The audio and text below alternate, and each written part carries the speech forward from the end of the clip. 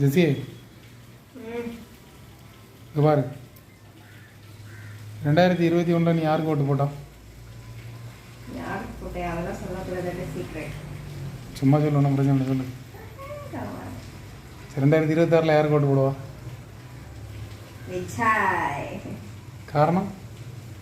காரணம் எனக்கு பிடிச்சிருக்கு, நான் போடுறேன். இல்லை, விஜய் இது வரைக்கும் மக்களுக்காக ஏதாவது பண்ணியிருக்கிறாரா? இவ்வளோ கேள்வி கேட்குறேன். நீங்கள் மக்களுக்காக என்ன பண்ணீங்க நான் தெரிஞ்சுக்கலாமா? நான் வந்து நாம் தமிழர் கட்சி எனக்கு பிடிக்கும். அவங்க மக்களுக்காக நிறையா பண்ணியிருக்காங்க. விஜய் என்னென்ன பண்ணியிருக்காரு?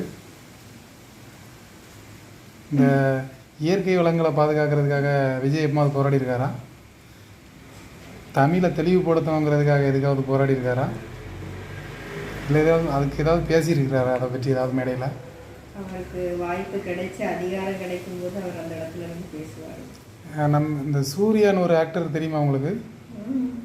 அவருக்கு இதுவரைக்கும் இந்த அரசியலும் கிடையாது, இதெல்லாம் கிடையாது. அவர் நிறையா இந்த இது அகரம்லாம் வச்சு நிறைய ஹெல்ப்லாம் பண்ணிகிட்டு இருக்கார், அகரம் ஃபவுண்டேஷன்.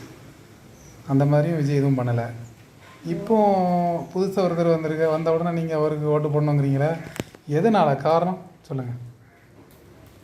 விஜய்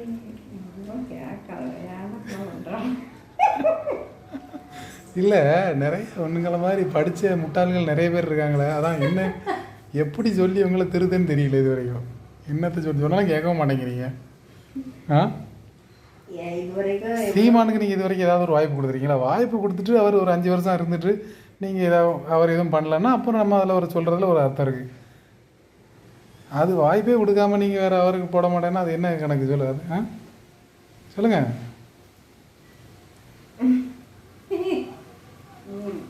எத்தனை அவர் எவ்வளோ இருந்தார், எத்தனை போராட்டம் பண்ணியிருப்பார்.